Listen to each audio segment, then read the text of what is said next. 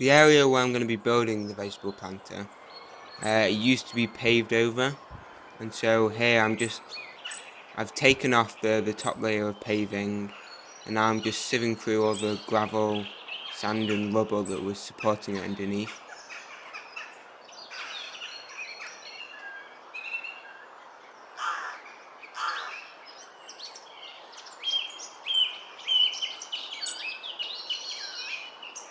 I think I went through about 5 wheelbarrows full of rubble overall at the end. They're the paving stones. So yeah, it was kind of just like chunks of tarmac, some stones, some bricks and stuff. And then here's me and my dad putting all the sand we've just sieved back. So I slept well that night.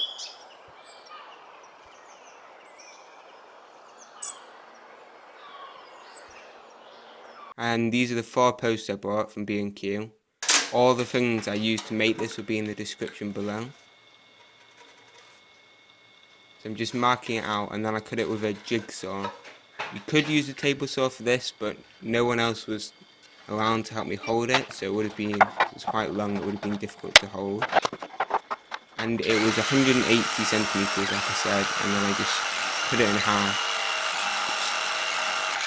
Cheaper way of doing it.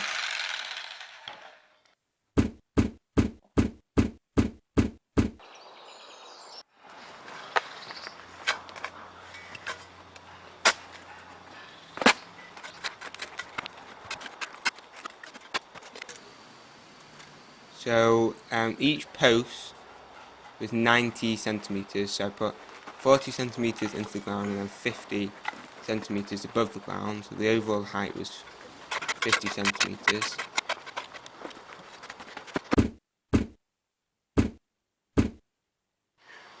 And then between each post I would put another post on the top, and just to check it's level, so this is really important for lining up later on, and I also checked it was level upwards so that it was flat along the top.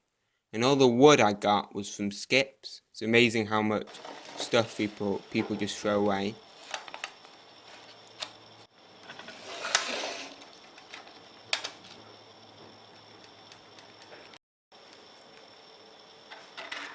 And then I just cut it down to size, like 7 centimeters was the thickness of all my boards, and they were about roughly 2 centimeters in width.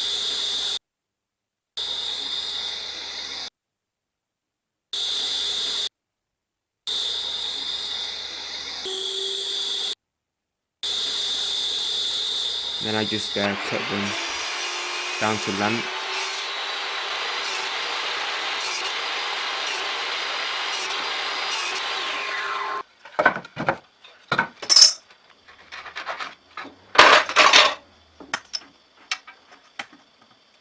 And here I'm pilot drilling all the holes.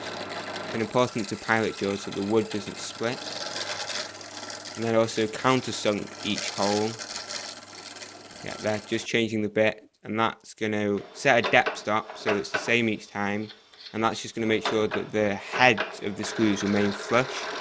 This is good so you don't injure or catch yourself, and also the screws can go deeper in so it's more likely to hold over a longer period of time. You can see my mum in the background helping to hold the pieces because they were quite long.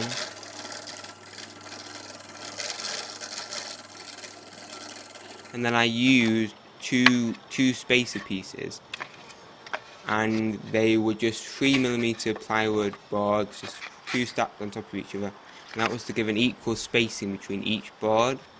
And that's really important because over time the boards will start to move, and it just allows for that movement.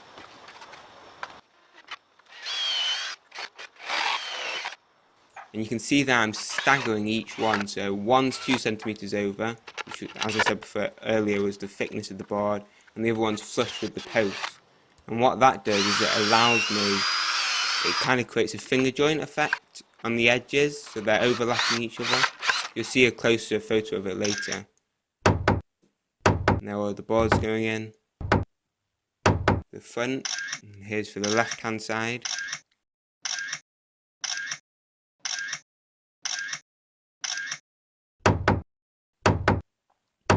And sorry for the lighting, I was doing it quite late that night. And here's the right hand side going in.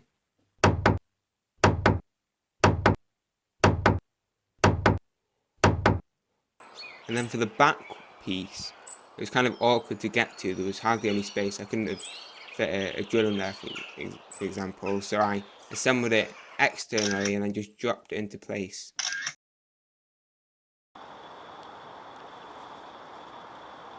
And then I've just got a standard plane just to round over the corners so there's no sharp edges.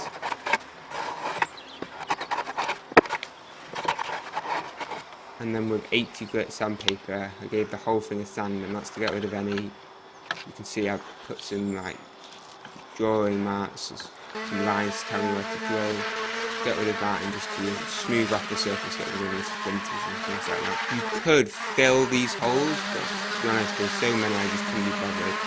You could also, if you're going to paint it or didn't care about how it looked, you could fill them with some filler. And here's the lining I used, that's also going to be in the description. I just cut that oversized and then stapled it into place, you'll see in a sec.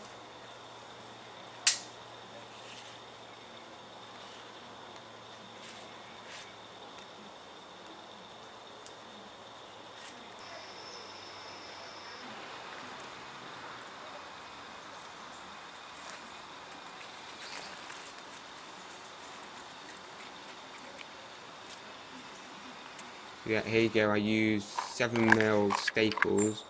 The purpose of this lining is just to stop weeds getting in and to stop the soil being in direct contact with the wood. And that's going to stop it from rotting, and it's especially going to stop it because I didn't finish the wood. Steve Ramsey did a video on how wood finish doesn't really make that much of a difference.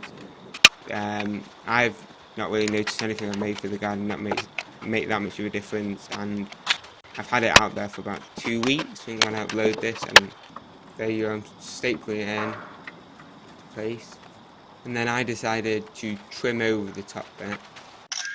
You could also create a mitered top frame if you wanted to finish it off, and that would just conceal any excess lining.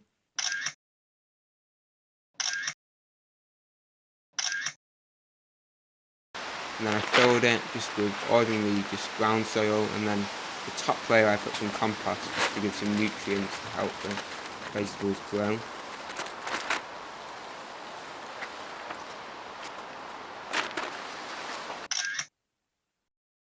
There you go, there you can see the finger joints. And then this is a really good tip. You can use some, instead of putting slug pellets on, which is a bit messy, it's just a bit annoying to put on and obviously kills the slugs, you can just put some copper tape. You can buy this also, I'll put this in the description below.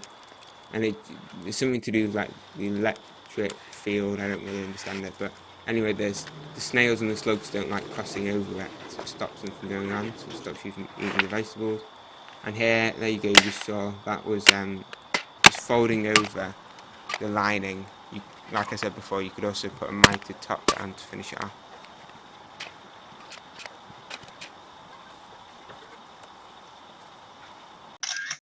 And there you go, it's done. Thanks for watching. Please like, subscribe and comment below.